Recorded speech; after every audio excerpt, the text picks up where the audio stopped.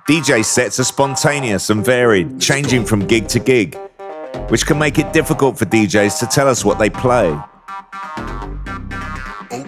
Visitor Sound started life nearly 30 years ago as a nightclub in Elephant Castle in South London. So we are wholly supportive of music recognition technology going into bars and clubs so that the right people get paid. A small recognition device listens to the music a DJ plays and analyzes it against a database of millions of individual sound recordings, creating highly accurate setlist information. PPL and PRS for Music then use this setlist information to distribute royalties back to the creators of those recordings and works. Devices are installed quickly and securely by our qualified audio engineer at no cost to the venue or event promoter, and can be adapted to accommodate almost all technical specifications. I'm Beatrates. I am a music producer, DJ, and radio presenter. I play mostly underground dance music, so leaning towards more techno, breaks, jungle, but I am a very eclectic artist, a very eclectic taste. So it's really, really important for clubs to start backing this kind of thing. From a DJ's point of view, music recognition technology is completely private and secure.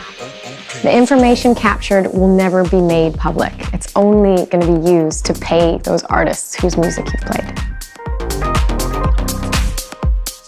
We've released music for 20 years now, so we have an extensive catalogue. I hear my records in bars, boutiques, nightclubs. So every time my music gets played, there should be some kind of return or remuneration for that, because the people that create the music deserve to get paid. I mean, it's an art form, music, it's a creative process, and you should be paid for creativity. So music recognition technology enables us to track all of the plays. The music comes first, every time.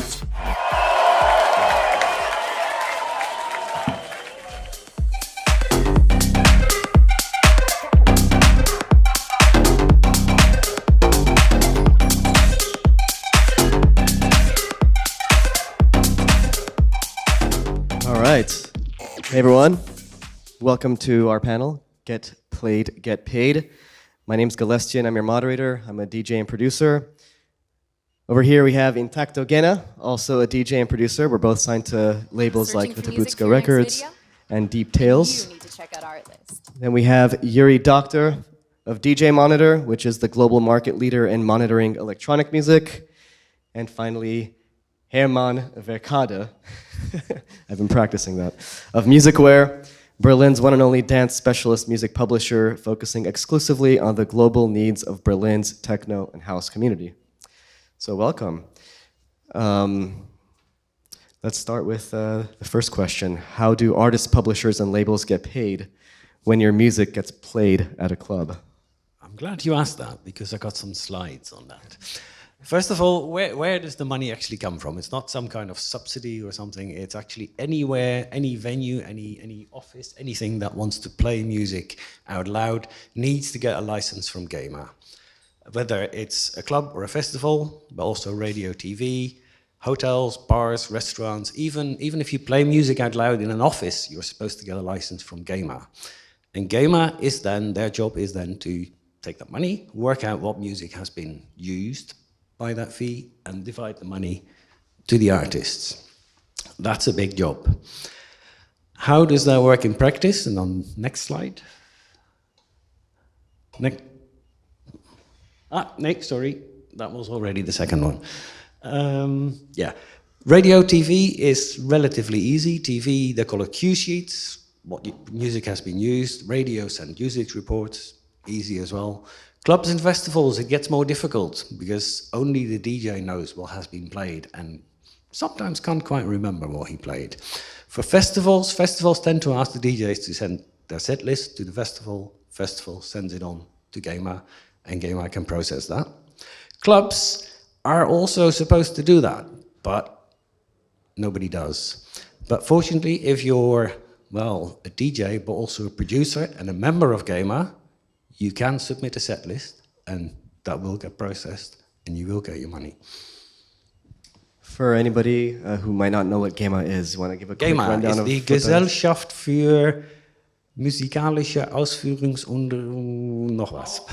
Aufführung und mechanische Vervielfältigung. Yeah, thank you, Jens. It's a collecting society where composers and authors and publishers can be a member, and that society looks after the rights, charges the license fees, and divides the money to its members. Fantastic. Also known as a public a PRO, performance rights organization, may it be a term you hear, or a CMO, collective management organization. To keep it simple here, we're just gonna call them GEMA. Also, when we're talking about a similar organization abroad, they're all GEMAs. Let's keep it easy. All right, so let's talk about the process for handing in those set lists. Is it complicated? Is it worth it? Okay, so that's two questions. Is it complicated? Yes. Well, it's not complicated, but it's a lot of work. So if I play a 3-hour set that's maybe like 30, 40 tracks, right? Which I have to... There's two ways to do it. One, I have a login to GEMA, so I can submit my set list, but theoretically I have to put in every single track that I played, which I should ideally know the number that GEMA registers it under. What is it called? The number of the tracks that I can put in. I think there's people from GEMA here that know this, but anyway. Yeah. So there's a number specific to each track so that the system, you can call them up. Like and a catalog number. Yeah, catalog number, whatever it's called. So then it pre-populates the artist and the label and whatever. However, if I don't have that, then I need to put in everything manually. And also how long I played it. So that alone takes 30 seconds per track. And then I do this for every single one. So you can imagine it's a lot. However, there's templates available. So what I've done is I have certain tracks or my own tracks that I always play. So they're in a template, I pre-populate it. It makes it much, much easier. However, what was just said in the video, often DJs play very different things at each set. So then you'd have to somehow, on your stick through Rekordbox, get a list of the tracks you've played, then copy-paste it into GEMA every time. So this is really, really time-consuming. However, with templates, it's a bit easier. Is it worth it? Yes, it is, actually. However, it's sad that only me as a producer that has an access to GEMA can do this. So all of the DJs that do not have this, it's not possible as far as I know, or it's very complicated. So, so it's only me that can do that for my stuff, or other people. Or at festivals, there's set lists for sure, but at clubs, nobody asks you for set lists. So I just got paid my money for set lists and for festivals and clubs, and that's actually paying 2 months of my rent, so that's really nice. So it's very much worth it, because I'm pretty sure most of this came through me submitting all of my set lists of last year where I played. Yeah. Okay, and so you're saying that not everybody can do it. Do you have to be a producer to sign up to do it, or can you be a DJ to sign up to do it? Do you have to have your own releases first? So, as far as I know, for festivals, before I was registered with GEMA because I produce. It was only when festivals asked me to submit set lists that I was able to tell GEMA what I was playing, so that people could get paid that I played. And now I can do it for every single gig I've had in any venue I've played. As far as I know, DJs that are not producers and therefore are not members of GEMA cannot for every single club gig. I see someone shaking their head, so maybe you...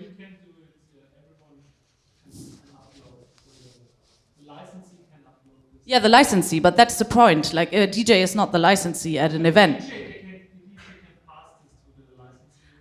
I know, but won't do it. I've had this before, so I would say to the promoter or the booker or whoever paid the licensing fee in that case, they don't want to do that because it's extra work for them. So there's no way for a DJ to directly upload it to GEMA unless you go through the licensee, correct? Because you need to have a GEMA login, and to be able to have a GEMA login, you need to be... Do we have somebody from GEMA here? Yeah, there. Okay, there we go.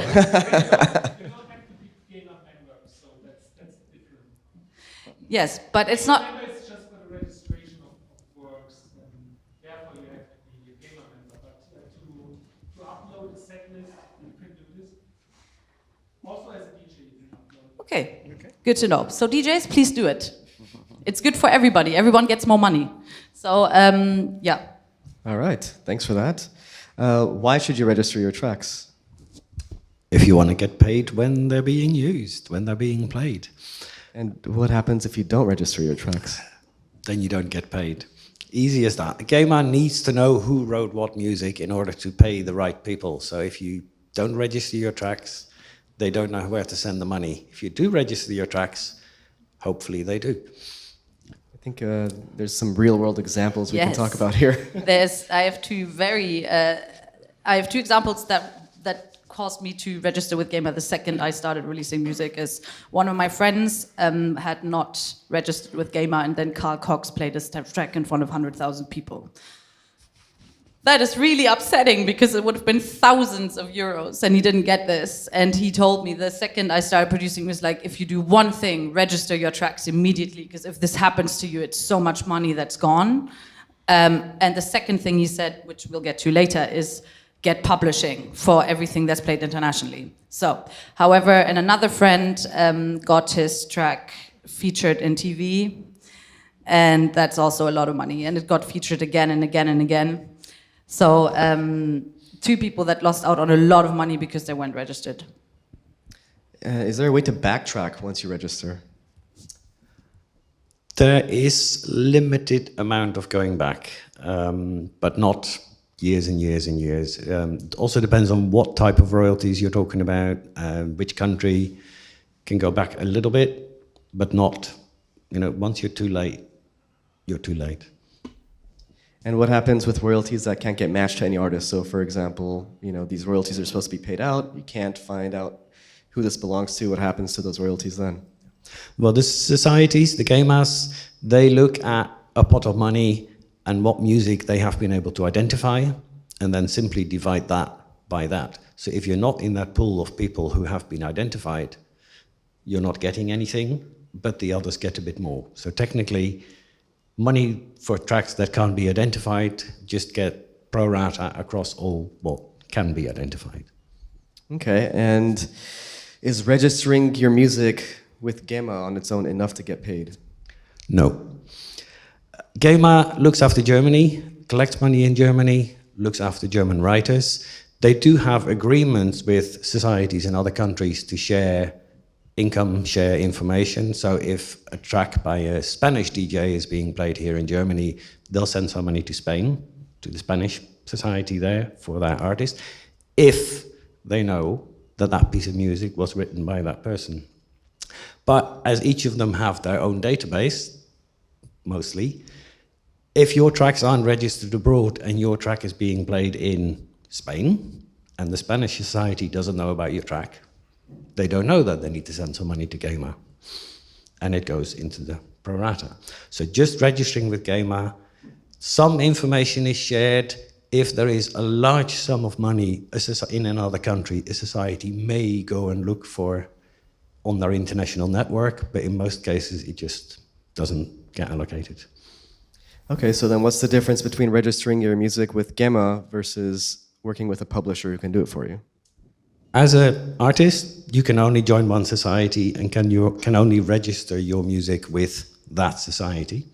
If you go to a publisher can be a member of multiple societies in multiple countries or have a network of associated publishers in other countries, and they can register your music everywhere. Okay, any challenges with international collection in that case then? Lots, don't get me started. Lots of societies have funny rules.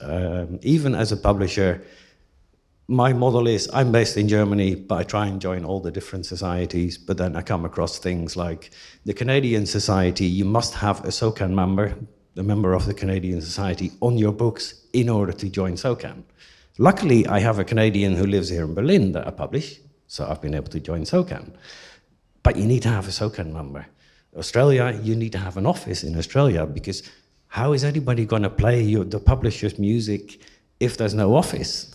Well, that's happening. It's easy. There are all sorts of funny rules with the different societies, but yeah, it's a battle, but I'm getting there. Okay, so then at what point does an artist need a publisher? As soon as you start making music, and music gets played, you never know who picks up a track and plays it. So you need to be there from the start, become a member of GEMA, get a publisher to register your music everywhere. So as a publisher yourself, what kind of criteria are you looking for? For me, there's 3 rules, which are not all particularly necessarily business related. I got to like the person's music. I put in a lot of time. I got to like the music. I got to like the person. I don't want to work for assholes. And preferably something happening, a bit of beatport activity or collaborations with other artists that I work with. I need to see something happening, but I'm generally fairly open to work with almost everyone. All right. So a question for Yuri. How's music being monitored, recognized, and reported right now? Well, I can basically say that we started out in 2005 for Booma. Sorry, I think we need to switch over to the third slide now. There we go. Forgot to quickly explain that. Where do we want to go? Have these MRT companies monitor all this stuff about and send all the set lists to GEMA. And then You want to things explain go what a lot MRT easier. is exactly? What does it stand for? MRT, music recognition technology. And that's what Yuri does. All right, so want to enlighten us about how that whole process works? Yeah, so back in 2005, Booma had a lot of conflicts with the Association of Dance Event Producers. And they didn't want to pay. They had a few questions like, A, why do I need to pay and which tariff and how can you explain that tariff? And the second one is, okay, so I pay the tariff. Now I want to make sure that the money that I pay actually goes to the artists and the songs, the writers that have made these songs. So I don't want to pay this license fee and then it goes to the commercial pop artists because we don't play them. So we came up with a solution for that, and it's basically it's based on audio fingerprinting. So audio fingerprinting is basically the same as sampling, but instead of the actual audio, we take an impression of of what the audio sounds like on multiple levels, and we create a hash, audio fingerprint of that, and you do that for the whole song. So take the analogy of a sample. And then you match it to over 100 million songs that we have in the database. A lot of derivative songs as well, remixes, mashups, etc. And then you get a report. So if we match what the DJ plays with what we have in the database, and we work our magic over it, then we create a music usage report. And with those music usage reports, the CMOs like GEMA, for instance, but also the neighboring rights CMOs, can then work to distribute the money that they have received, so the license fees, to their members, but also to the members of the other CMOs, of course. Sounds like it's Shazam, basically. Basically, the premises is audio fingerprinting, and it's what Shazam uses as well, yeah. So how accurate is the whole matching process? The matching process, so our thing was from as early on as 2007 to provide online access to every second of the results that we have generated. So in our online environment, they could listen, so the CMOs then, of course, they could listen to the audio of the DJ sets, very low quality. They could see the results at the same time, and they can listen to the original song. So we are completely auditable, and that was a requirement as well. How about in situations where the song is kind of manipulated or altered, like if it's pitched down, pitched up? That is absolutely no problem. Otherwise, we couldn't have the results that we have at this moment. I mean, the results change, because if you have very obscure vinyl-only type of releases played by a techno DJ, and compare that to the EDM type. I mean, the EDM, we have 99.9%, and the vague electronic, sometimes we're lucky if we reach 70%. But usually it's around that premises, and I would say overall it's 92, 93%.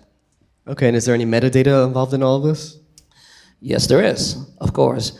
It's a quality system that has to filter out the metadata, when we receive it, because we want to try to identify as much as possible, but then we also want to have the best metadata possible in order to report that. So we have various trust levels, as we call them, depending on who delivers it.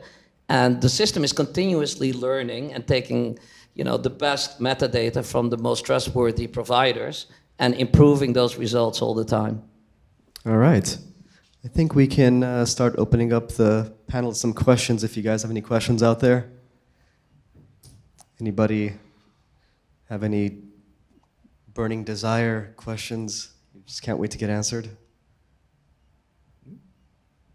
All right. So everything's 100% clear here. I want to give some examples of how much it can make an impact. There's two examples. For instance, the video that we just showed with PRS and PPL, they created that video together with the electronic music industry in the UK.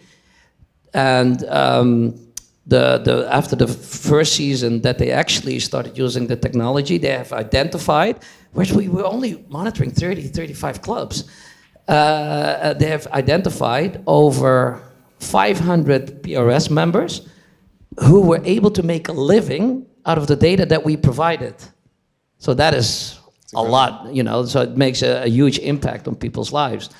If we then talk about the international, let's say, you were just mentioning events. So for instance, we did some shows in Madrid, and it's called Sensation, it's an arena. Now you get a lot of money per play for arena shows because there's only one DJ playing, and sometimes they pay 100,000, 200,000 for the license fee.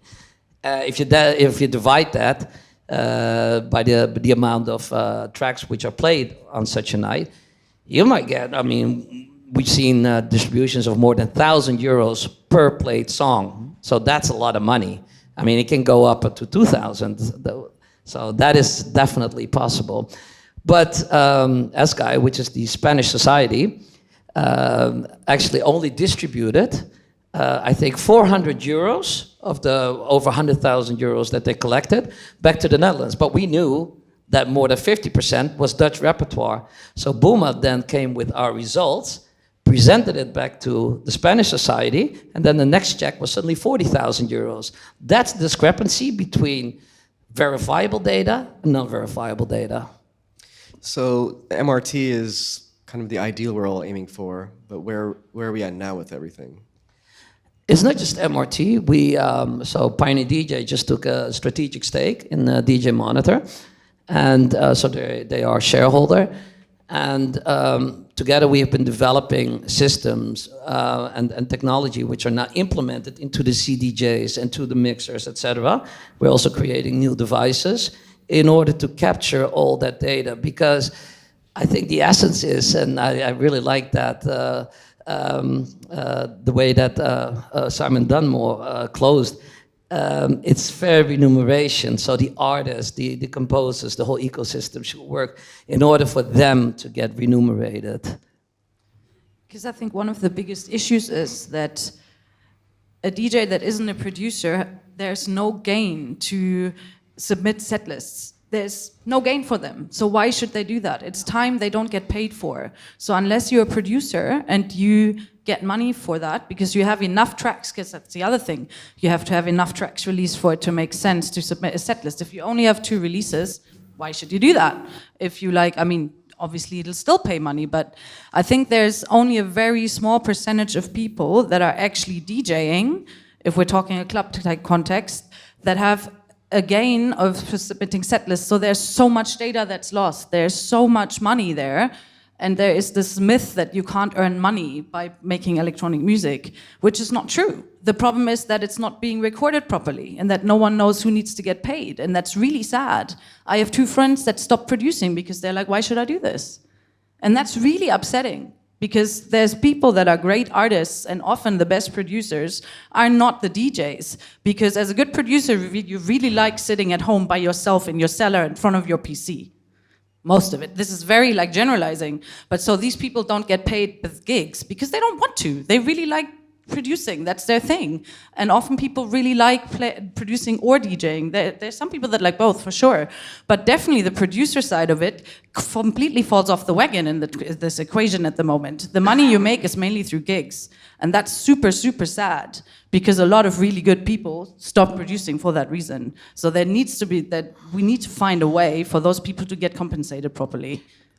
There is, however, there is some blame very often on the electronic artists themselves as well. First of all, they should become a member of, for instance, GEMA or Booma or ASCAP or Opera, whoever. They should become a member of a PRO. Otherwise, they can collect it, but they cannot distribute it to you. So that's number one. So that is, I think, a very important message. If you're not a member, there's no way you're going to get the money unless you start licensing your song yourself to a big festival. Good luck. It's not going to work out, obviously. So become a member. Second, make sure that you provide the electronic song that you have, so the actual recording to us with the correct data, metadata. So you have to register your work. Don't just be a member of a PRO. Register your works with the PRO, and then provide us with the audio recordings, and us meaning all the MRT companies. And if you're working or get a publisher to do that all for you. And if you're working with a distributor, for example, a label, then would they automatically send that information to you? Yeah, I mean, the ingestion, as we call it, meaning the songs and the recordings coming in with the metadata, is as varied as coming, for instance, from Beatport, or coming from music publishers, from rights organizations, to record labels, to distributors, aggregators, name them. So, but we also provide self-service platform where producers can actually upload their own songs, and then we at least can ingest them that way. All right. We have a question over here. I think we're going to get you a mic.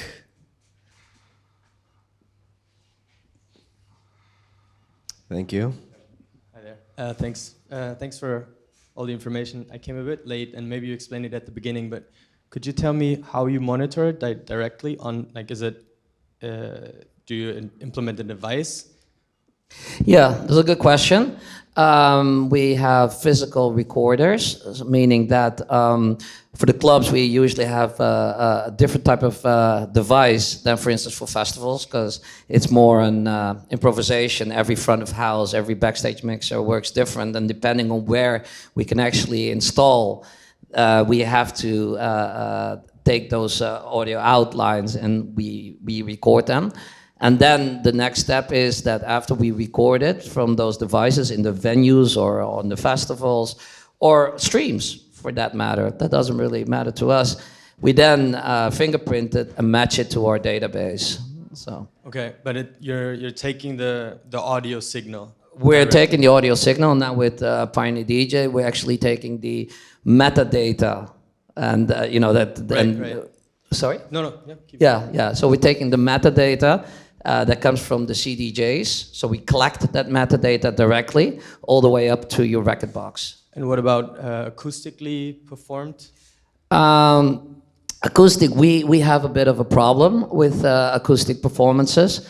The placement needs to be right in order to identify it. Second of all, in a lot of situations, it's not allowed because it might, privacy concerns. The sound engineers, when they tone down the monitors, for instance, don't want you to record them, of course, They, the same in clubs, you're not allowed to record. And we do need the basic audio as a reference material. So it's as a reference to prove that has been played, but also as an audio source in order to create an audio fingerprint from it. Just really but quickly. it's possible, we can do it, but... If you missed the beginning, right? I don't know when you came in, we were saying that this is what we would love everywhere, but this is very much not the case. So right now it's a case of manually uploading set lists to let GEMA, in case of Germany, know what was played. That's the ideal we're going for. And you can also submit set lists for abroad to GOMA. Yeah, and yeah, GOMA for is sure. supposed to send those on to the society in the country where it was and try and get the money, which sometimes works, sometimes doesn't work. All right, I think that's about it. Any last minute questions here before we wrap up? All right. Well, thank you guys for coming. I appreciate it. Hope you enjoyed the panel.